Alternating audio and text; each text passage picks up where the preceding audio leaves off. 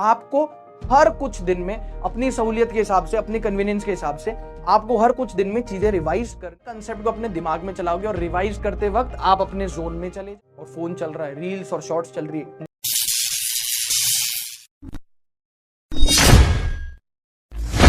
देखो सबसे बड़ी मिस्टेक मैं आपको बताऊं क्या होती है, रिवीजन। और बच्चों को लगता है, बच्चे फिर लिखते हैं टीचर को कि हम तो रिवाइज करके गए थे। मैं आपको बताता हूं, जैसे मैंने आपको पढ़ा दिया वेक्टर्स, पढ़ा दिया वेक्टर्स के लेट सपोज 10 लेक्चर है हमारे पास, तो आपने डेली पढ़ा और डेली रिवाइज किया, डेली पढ़ा डेली रिवाइज किया, वो 10 दिन आपने रिवाइज किया। अब उसको खत्म हो कितने दिन हो गए, बहुत दिन हो गए ना।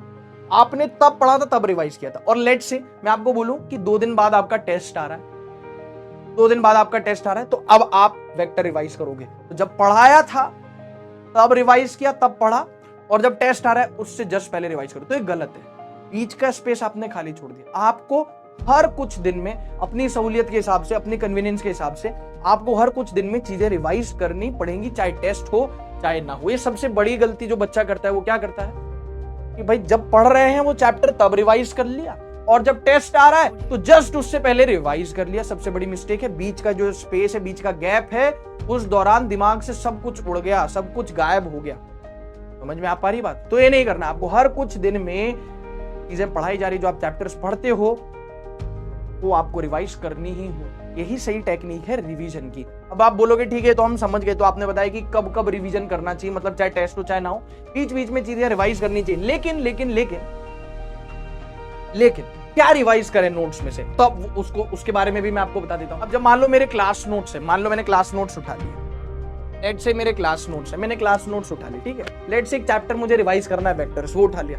तो बच्चा क्या सबसे पहले मिस्टेक करता है कि वेक्टर के सवाल लगाने शुरू कर देता है। आपका रिवीजन करना है ना आपको, तो रिवीजन के लिए सबसे पहले आपको शुरुआत करनी पड़ेगी क्लास नोट से। क्लास नोट्स भी ऐसे, अच्छा ये हाँ ठीक है, ये तो आता है, ये तो आता है, ये तो आता है, आधे घंटे में 10 मिनट में रिवाइज कर लेनी। ऐसे नहीं होता। आप हर कंसेप्ट को अपने दिमाग में चलाओगे और रिवाइज करते वक्त आप अपने जोन में चले जाएं। आपको कोई भी डिस्टर्ब करने वाला नहीं होना चाहिए। आप घर वालों को बोल दो मैं पढ़ाई कर रहा हूं और मेरे को थोड़ा सा स्पेस चाहिए, मैं पढ़ाई कर रहा हूं। हाँ, वो स्पेस मिल जाए तो उसमें सिर्फ पढ़ाई करो। बेवकूफ मत बनाओ घर वालों को कि बस मैं पढ़ाई कर रहा हूँ और फोन चल रहा है, रील्स और शॉर्ट्स चल रही है। नहीं नहीं नहीं, ऐसे नहीं करना है, ठीक है। मैं पढ़ाई कर रहा हूँ या पढ़ाई कर रही हूँ, नोट्स लेके बैठे। टाइप्स ऑफ वेक्टर, पहले खुद से सोचो कि मुझे कितना आता है। अच्छा, parallel, anti parallel, equal, opposite, axial, unit vector, perpendicular vector, collinear vector, coplanar vector, है ना। इस तरीके से सोचो कि क्या आपको याद है। फिर हाथ उठा के देखो, हाँ हाँ यही है। फिर देखो पैरेलल वेक्टर्स क्या होते हैं, क्या यही है। ऐसे रिवाइज होता है। आपको अपनी इमेजिनेशन का भी इस्तेमाल करना पड़ेगा, ठीक है। रिवीजन चल रहा है, रिवीजन बीच में सवाल आ गया, सवाल को छुपा दिया, सवाल को छुपा दिया मतलब आंसर छुपा दिया। सवाल छुपा दिया तो रिवाइज कैसे करें, आंसर को छुपा दिया। अच्छा ठीक है, ये ए वेक्टर का मैग्नीट्यूड है, बी वेक्टर का मैग्नीट्यूड है, बोल रहा है क्रॉस प्रोडक्ट। तो अब जैसे क्रॉस प्रोडक्ट के लिए तो आपको डब्बा मेथड लगाना पड़ेगा, तो खुद से दोबारा करके देखो। नहीं तो कोई ऐसा सवाल है जो आप खुद से चलाओ, उसके सॉल्यूशन को दिमाग में, जिसको आप चला सकते हो, ऐसे ऐसे होगा। अच्छा, फिर आप देखो, उसको जरूरत पड़े तो उसको कलम से लिख के सॉल्व करो। आप समझना मेरी बात, समझ में आ गई बात? ऐसे रिवीजन होता है। ऐसे आपने पूरा उसका रिवाइज कर लिया नोट्स।